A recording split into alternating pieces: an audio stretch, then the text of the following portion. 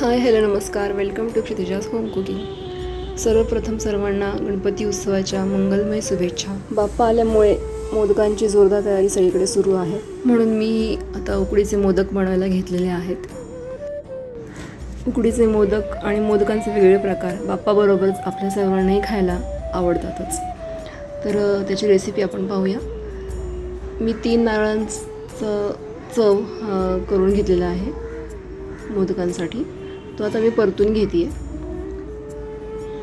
परतून यासाठी घ्यायचं की त्यातलं मॉइश्चर, जे पाणी सुटतं ते निघून जावं आणि कोरडेपणा त्यात यावा, म्हणून अशा प्रकारे मी किसलेलं खोबरं मी परतून घेतलेलं आहे. आणि यासाठी 1 ते सव्वा कप गूळ वापरलेला आहे. गूळ आणि खोबरं हे व्यवस्थित आपल्याला परतून घ्यायचे.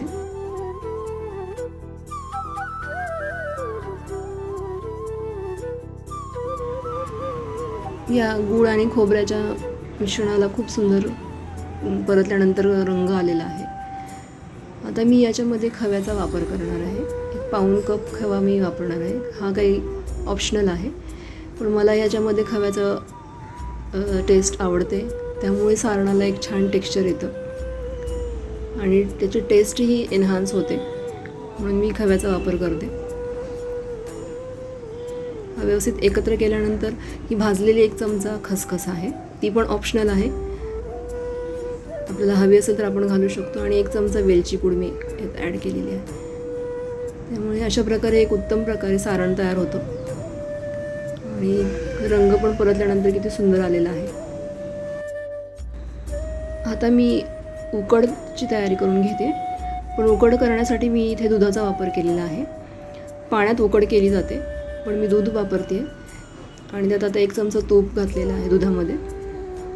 याला हलकंसं गरम करून घ्यायचं आहे, फार उकळायचं नाही आहे. दुधामुळे उकडीला एक छान चव येते, मॉइस्ट येतो आणि टेस्टही दुधाची असल्यामुळे मस्त उकड होते.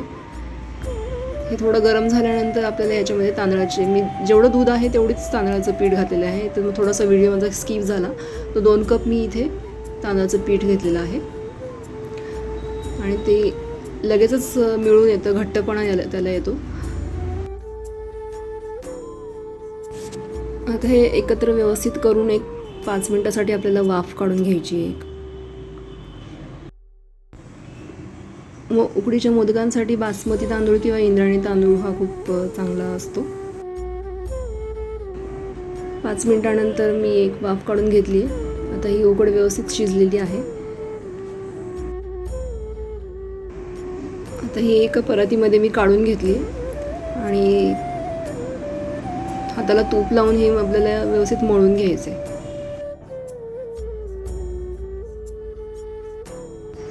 उकड छानपैकी मळून झाली आहे.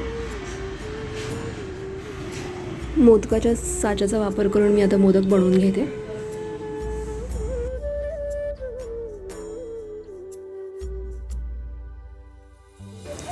साच्याला तूप लावून घ्यायचे आणि त्याच्यामध्ये अशा प्रकारे उकड भरून घ्यायची आणि मग त्याच्यामध्ये हवं तेवढं आपल्याला सारण भरून घ्यायचं आणि मग तो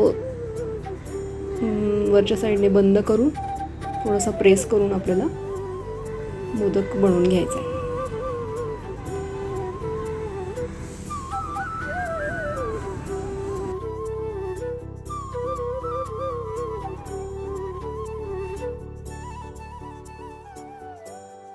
अशा प्रकारे सुंदर मोदक तयार होतो.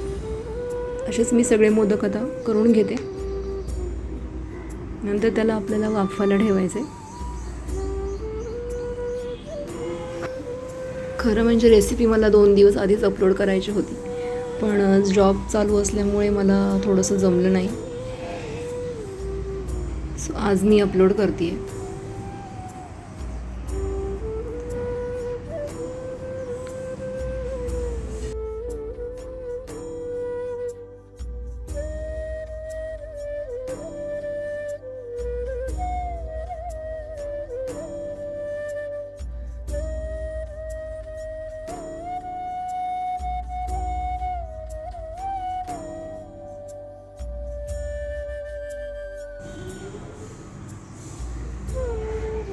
अशा प्रकारे मी आता झालेले मोदक वाफवून घेते. स्टीमरमध्ये एक केळीचं पान किंवा असं सुती कपडा ठेवायचा आणि त्यावर हे मोदक ठेवून जास्त नाही तर 5 मिनटं आपल्याला वाफवून घ्यायचे.